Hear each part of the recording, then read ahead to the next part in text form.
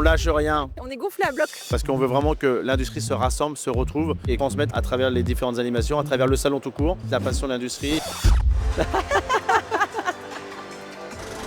Direction l'organisation du salon. Nous avons eu la chance d'échanger avec Sébastien Gillet et Julie Voyer, respectivement directeurs et directrices de Global Industries.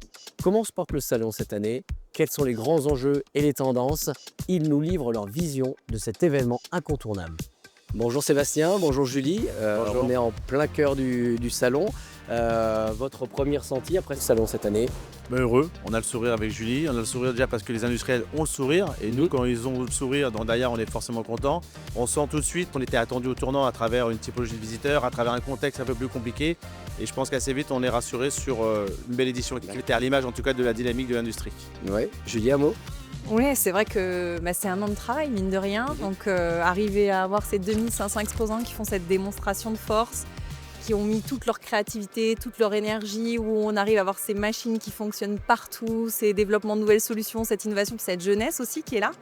Moi, je suis extrêmement heureuse d'être là. Et non, c'est beaucoup de reconnaissance aussi. Et je crois leur dire un merci. Et merci à vous aussi, parce que vous faites partie de la team, les médias, on a besoin de vous. Donc, ouais, je pense qu'on est gonflé à bloc, comme on dit. Bon, c'est parfait en tout cas, puisque c'est important justement d'être bien. On lâche rien, c'est ce qui a marqué derrière. C'est le leitmotiv un petit peu de cette année. Comment vous le présentez? C'est le mojo de Sébastien en réalité depuis des années. C'est sa marque de fabrique à lui. Il a un côté warrior. Ouais. Et en fait, je crois qu'il l'a dit spontanément cette année. Et donc, c'est sorti et ça a finalement fait un Ça a buzz. pris, ouais, ça prend énormément. Et on s'est dit, ça va être le mojo de l'édition 2025, ça va être ça. On va leur montrer à quel point ils sont engagés et combatifs. Et c'est intéressant parce que pour la première fois, on a mis en place avec Ipsos, on a fait un très beau partenariat, une grande consultation nationale. On a eu plus de 2000 décideurs, chefs d'entreprise qui ont pris part en fait à cette enquête. Et dans les deux termes forts qui ressortent, c'est combativité et pragmatisme. Et c'est totalement, finalement, je trouve, la synthèse de cette petite phrase « on lâche rien ». D'accord, et donc Sébastien, en fait, finalement, cette énergie que vous insufflez, elle se ressent quand vous parlez justement de l'humain au cœur, ce qui vient recentrer un petit peu l'industrie. On met des hommes, les hommes et les femmes, des machines on et les des oublie femmes. toujours, on met souvent la technologie à juste titre parce qu'elle est belle, parce qu'on a un vrai savoir-faire. Mais là, on a voulu vraiment faire un focus, un coup de projecteur sur les hommes et les femmes derrière les machines, parce qu'en effet, c'est bien d'avoir l'IA, c'est bien d'avoir la technologie, c'est bien d'avoir la robotique, mais derrière, les hommes et les femmes qui font marcher tout ça, ou en tout cas qui font en sorte que ça marche bien. Donc, on a fait un focus sur l'humain, mais on regardera sur chaque édition toujours l'humain au centre un petit peu des machines.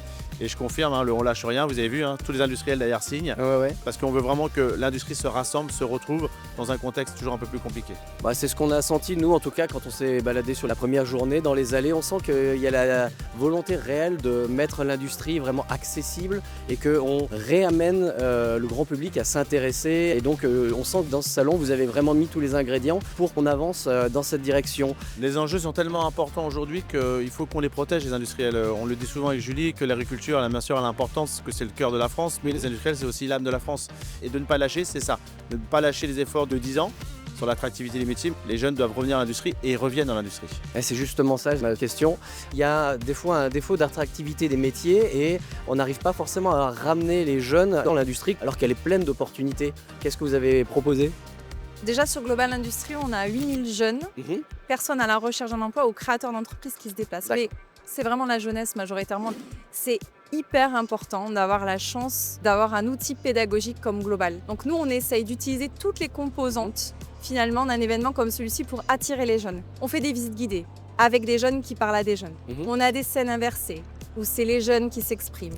On fait en sorte de créer des moments de coaching aussi.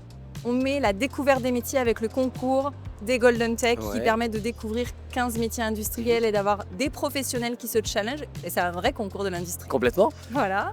On fait aussi en sorte d'avoir des moments où ils sont acteurs parce qu'il faut qu'ils vivent l'expérience, il faut qu'ils touchent le matériel, il faut qu'ils sentent, il faut qu'ils découvrent. L'aspect immersif, il est beaucoup plus ressenti, Exactement.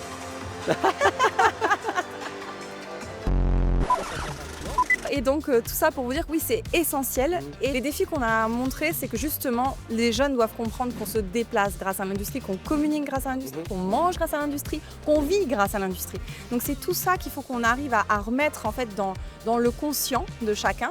Et on avait fait aussi une étude où on disait que finalement 54% des Français avaient un lien étroit avec l'industrie. Donc c'était Ouais, c'est ce que j'ai vu, ils sont très attachés à l'industrie. En même temps, il y a cette difficulté à aller un petit peu plus loin, de dire tiens, je vois mes enfants dans l'industrie, parce qu'on a toujours cette image un peu archaïque.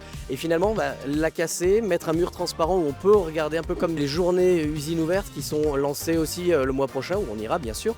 Et essayer de montrer réellement les savoir-faire, comment le salon permet, on va dire, essayer de mettre en lumière tout ça. Vous y êtes, vous êtes sur la grande scène. Ouais, c'est La vrai. grande scène, c'est ça. C'est l'outil qui permet aux patrons, mais pas qu'aux patrons, pas qu'aux grands patrons, de parler d'industrie, de faire transmettre la passion. Parce que c'est ça que les jeunes en fait ont envie.